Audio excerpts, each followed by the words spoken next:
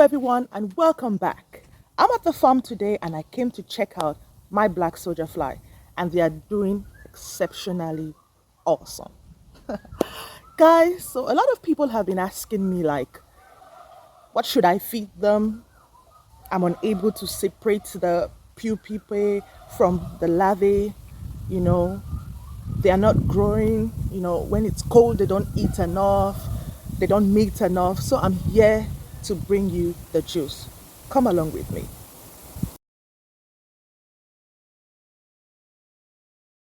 Welcome back. As you can see, it's getting a little bit dark, the nimbus clouds are out, and it's about to rain in a bit. So back to the topic for today.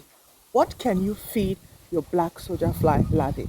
And also, how can you separate them, when there's food inside the chamber? I've received this message over and over, and I love to share this with you. Now, unlike other flies, the house fly as well, you know, they are attracted to sweet like food.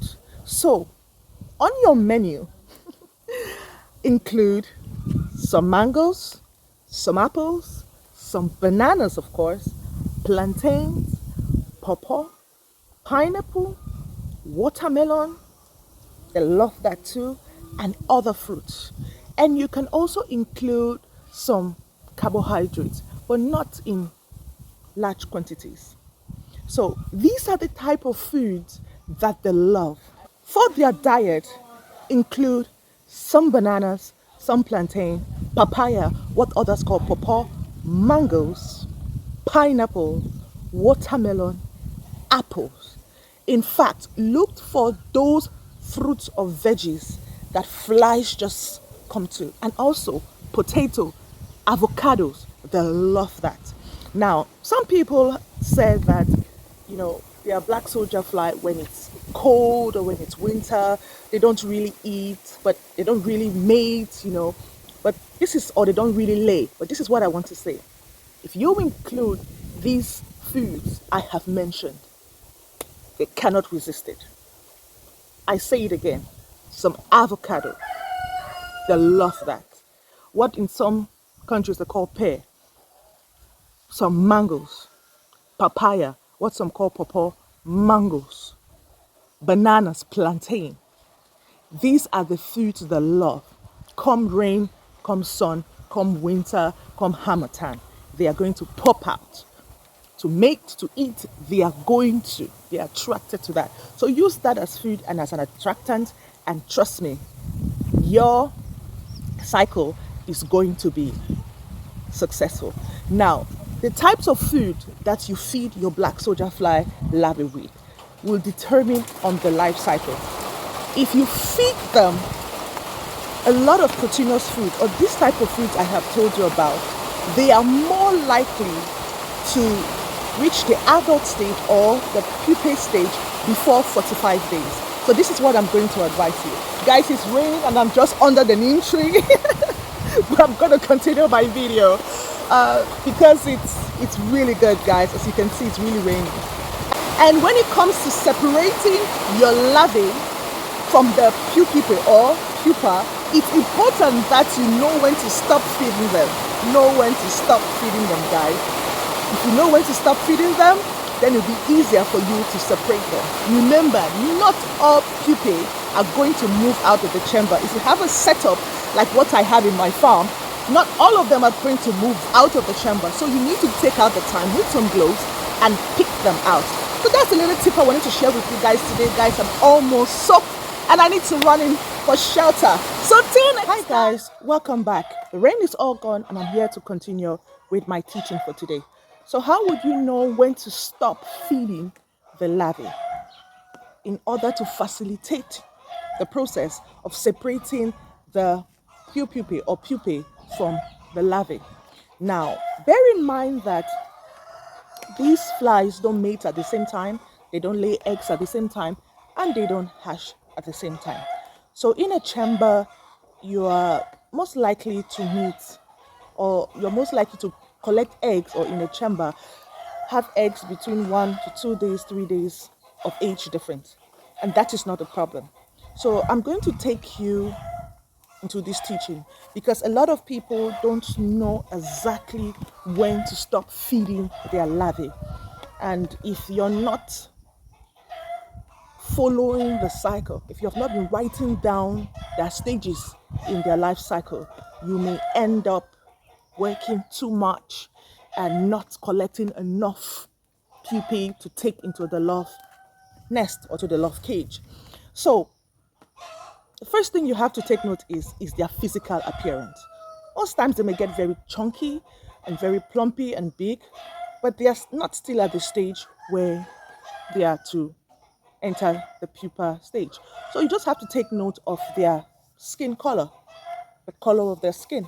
You know, their natural color while they are growing is cream white.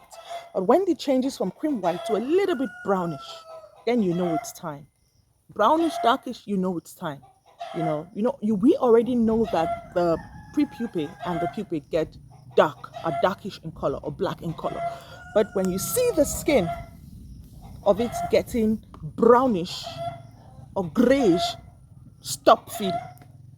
Stop feeding and just turn the compost with them.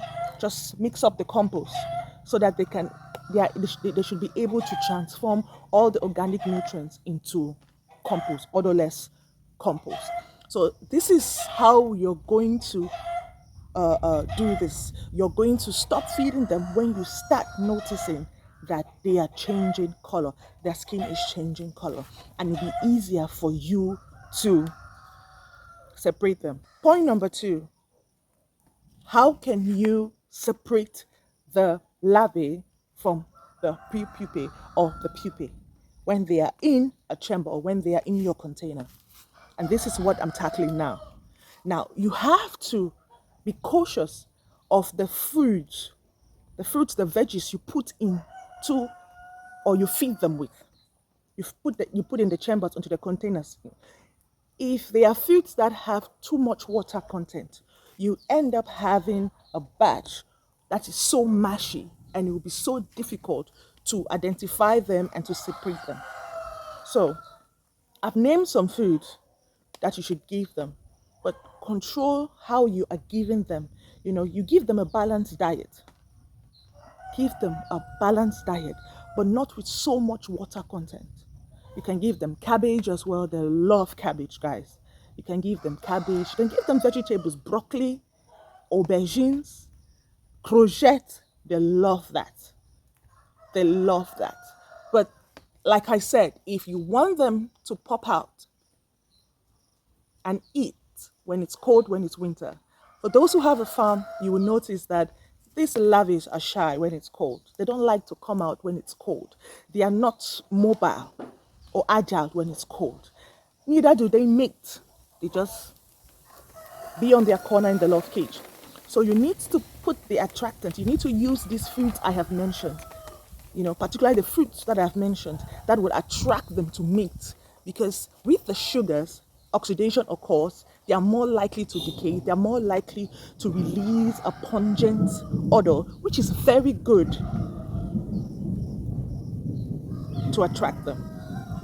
They will come and mate when they get that strong smell, that pungent smell that's coming from the decomposition of the sugars and a lot more.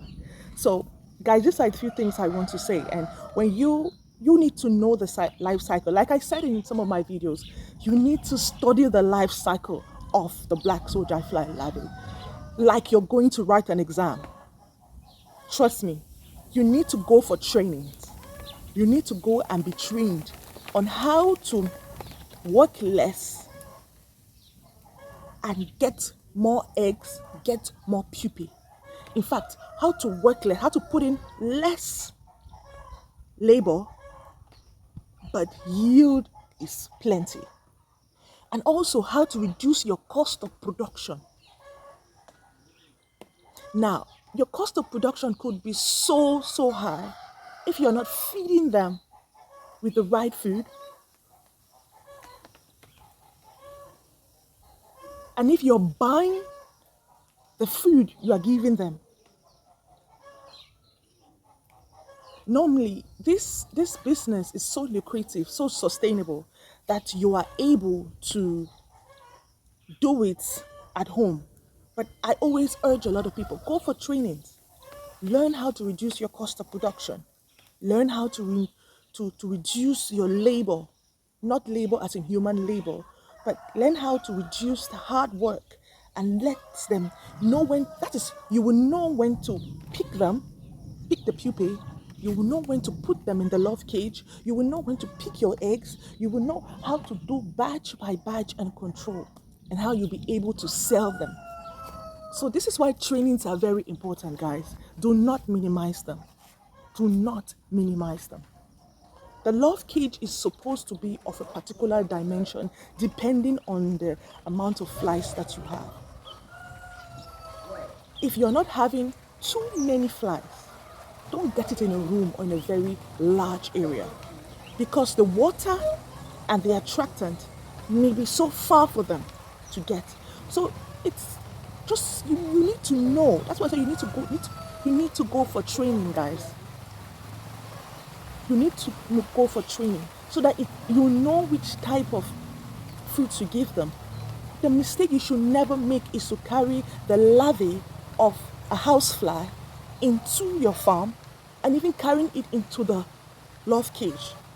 Trust me, you have just damaged the whole thing. You have to let out all the flies because you keep recycling, you know, the life cycle. You keep growing the life cycle of house flies. You need to know how to protect the batch so that flies don't come. You need to know how to identify the eggs of the housefly. And these are some things that I'll be showing you in the later video. And I think in my previous video, I did show you people how the larvae of a housefly looks like and how the larvae of the black soldier fly looks like, so you'll be able to differentiate. Black soldier fly farming is very lucrative and it's very, very interesting. If you just put your mind to it, you're able to be a millionaire and a billionaire from this. But you need to manage it small. When you start the farm, you manage it small, you grow, you understand them, you grow, you expand. And it's something that I would advise everybody to get into. You know, livestock, livestock is very good. Agro-pastoral farming is happening everywhere. And soybean is so expensive these days. So why don't you grow your own protein and sell it to all the other farmers who are into poultry, who do other livestock farming? You have pigs, you can give that to horses, you can give that to your fish. In fact, these proteins are so good that every livestock, goats, sheep, can have this. So it's something that you can make really affordable to everyone who is doing farming, but you need to let them know the value. You need to let them know they are important. You know, so far as we sell the larvae, we help a lot of people to grow their farms. But there are some we have met who don't see the importance of going for a training. If not, you're going to waste a lot of time. Do you know what it means to find out that your batch or your farm is contaminated with the larvae of houseflies or with houseflies? It's something that you need to be very worried about. To see houseflies blowing everywhere in your farm is something that you should get rid of. You need to get rid of them. Use insecticides and spray them away. Kill them out of your farm. Guys, grow a healthy farm. Grow a farm that is, clean, hygienic, and also go into some biosecurity. Biosecurity in that you watch the fruits that you're bringing. I mentioned some fruits that you could bring to feed the larvae, but then you make sure that they haven't been exposed and houseflies have laid their eggs on them, and then you carry them into your farm and you feed the other larvae with. You will just contaminate the whole place. So you need to be very, very careful. Biosecurity. When you open the door, make sure you close it. If you notice that there are flies anywhere, check if there's an opening. Make sure that it's closed. Biosecurity from predators, from rats, from all sorts of lizards. whether it's the wall gecko, whether it's the snake lizard, whether it's uh, uh, uh, the agama lizard, keep them out. House flies, keep them out. The only thing that should be flying around, or that could be flying around, would be the adult black soldier fly that could be flying around. But keep your place neat, because if the place is not neat, you will find that these house flies will pump in and they will just begin to fly around the place. So while you're feeding them these fruits, make sure you clean around. Make sure that your eggs are clean as well. Make sure you wash your eggs. Make sure you wash your eggs, and even the containers that you put the attractant in, the eggs, you wash them every now and then. Make sure you clean out your cage. I don't mean send out all the flies, but you see, as the flies mate, the males mate the die, as the females lay the die. So make sure you empty those dead flies out and give them out to the chicken. Or if you wish, you can add them into the feed. Now, that is very important. Biosecurity is very important.